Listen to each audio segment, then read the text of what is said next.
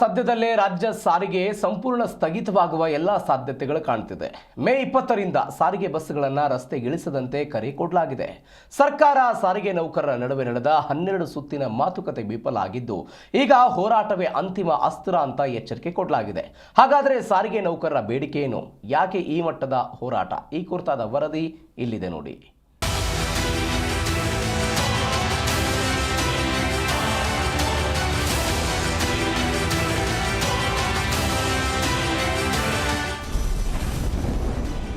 ರಾಜ್ಯ ಸರ್ಕಾರದ ವಿರುದ್ಧ ಸಿಡಿದೆದ್ದ ಸಾರಿಗೆ ನೌಕರರು. ಮೇ 20ರಿಂದ ಅನಿರ್ದಿಷ್ಟಾವಧಿ ಮುಷ್ಕರಕ್ಕೆ ನಿರ್ಧಾರ. ವಿವಿಧ ಬೇಡಿಕೆಗಳ ಈಡೇರಿಕೆಗೆ ಆಗ್ರಹಿಸಿ ಹೋರಾಟ. ಹೌದು, ಸರ್ಕಾರದ ಧೋರಣೆ ವಿರುದ್ಧ ಸಾರಿಗೆ ನೌಕರರು ಮತ್ತೊಮ್ಮೆ ತಿರುಗಿ ಬಿದ್ದಿದ್ದಾರೆ. 36 ತಿಂಗಳ ಹಿಂಬಾಕಿ ವೇತನ ನೀಡಲೇಬೇಕಂತ ಪಟ್ಟು ಹಿಡಿದಿದ್ದು, ಮೇ 20ರ ಬೆಳಗ್ಗೆ 6 ಗಂಟೆಗಿಂತ ಮುಷ್ಕರಕ್ಕೆ ಕರೆ ಕೊಡಲಾಗಿದೆ. ಸಾರಿಗೆ ನೌಕರರ ಜಂಟಿ ಕ್ರಿಯಾ ಸಮಿತಿ ಅನಿರ್ದಿಷ್ಟಾವಧಿ ಮುಷ್ಕರಕ್ಕೆ ಕರೆ ನೀಡಿದೆ. ಸುಮಾರು 1.25 ಲಕ್ಷಕ್ಕೂ ಹೆಚ್ಚು ನೌಕರರು ಈ ಹೋರಾಟದಲ್ಲಿ ಭಾಗಿಯಾಗುವ ಸಾಧ್ಯತೆ ಇದೆ ಎನ್ನಲಾಗ್ತಾ ಇದೆ. ನೌಕರರು ತಮ್ಮ ಬಹುದೊಡ್ಡ ಬೇಡಿಕೆಗಳನ್ನು ಮುಂದಿಟ್ಟಿದ್ದಾರೆ.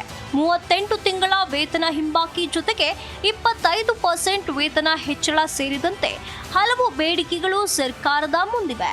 ಹೀಗಾಗಿ ಸಾರಿಗೆ ನೌಕರರು ಅಂದುಕೊಂಡಿದ್ದನ್ನ ಸಾಧಿಸಿದ್ದೇ ಆದಲ್ಲಿ ಇದರಿಂದ ರಾಜ್ಯದ 4 ಸಾರಿಗೆ ನಿಗಮಗಳ ಸೇವೆ ಸಂಪೂರ್ಣ ಸ್ಥಗಿತಗೊಳ್ಳುವ ಆತಂಕ ಎದುರಾಗಿದೆ. ಸಾರಿಗೆ ನೌಕರರ ಬೇಡಿಕೆಗಳು: 38 ತಿಂಗಳ ವೇತನ ಹಿಂಬಾಕಿ ಬಿಡುಗಡೆ ಆಗಬೇಕು. 2024 ಜನವರಿ 1ರಿಂದ 25% ವೇತನ ಹೆಚ್ಚಳ ಆಗಬೇಕು. 31% ತುಟ್ಟಿ ಭತ್ಯೆ ಮೂಲ ವೇತನದಲ್ಲಿ ವಿಲೀನ. ಬಾಟಾ ಮತ್ತು ಇತರ ಭತ್ಯೆ ಏರಿಕೆ ಮಾಡಬೇಕು. ಕೋವಿಡ್ ಅವಧಿಯ ಅರಿಯರ್ಸ್ ಬಿಡುಗಡೆಗೊಳಿಸಬೇಕು. 1272 ಕೋಟಿ ಬಾಕಿ ಒಂದೇ ಕಂತಿನಲ್ಲಿ ಬಿಡುಗಡೆಗೆ ಒತ್ತಾಯ. ಮುಷ್ಕರಕ್ಕೆ ಕರೆ ನೀಡಿರುವ ನೌಕರರು ಸ್ಪಷ್ಟ ಸಂದೇಶ ನೀಡಿದ್ದಾರೆ. ಅಂದ್ರೆ ಡೈವರ್ ಸ್ಟಿಯರಿಂಗ್ ಹಿಡಿಯೋದಿಲ್ಲ, ಕಂಡಕ್ಟರ್ಗಳು ಟಿಕೆಟ್ ಹರಿಯೋದಿಲ್ಲ, ಸಿಬ್ಬಂದಿ ಕೆಲಸಕ್ಕೆ ಹಾಜರಾಗಲ್ಲ ಎಂದು ಜಂಟಿ ಕ್ರಿಯಾ ಸಮಿತಿ ಹೇಳಿದೆ. ಬ್ರಿಟಿಷ್ ಕಾಲದ ಎಸ್ಮಾಗೆ ಹೆದರಲ್ಲ ಎಂಬ ಸಂದೇಶ ರವಾನಿಸಿದ್ದು, ರಾಜ್ಯದ ಜನಜೀವನಕ್ಕೆ ದೊಡ್ಡ ಹೊಡೆತ ನೀಡುವ ಸಾಧ್ಯತೆ ಇದೆ. ಹೀಗಾಗಿ ಸರ್ಕಾರ ಕೊನೆಯ ಕ್ಷಣದಲ್ಲಿ ಸಮಸ್ಯೆ ಬಗೆಹರಿಸ್ತಾರಾ ಅಥವಾ ಜನರಿಗೆ ಮತ್ತೆ ಬಸ್ ಸಂಕಷ್ಟ ತಂದೊಡ್ತಾರಾ ಕಾದು ನೋಡಬೇಕಿದೆ.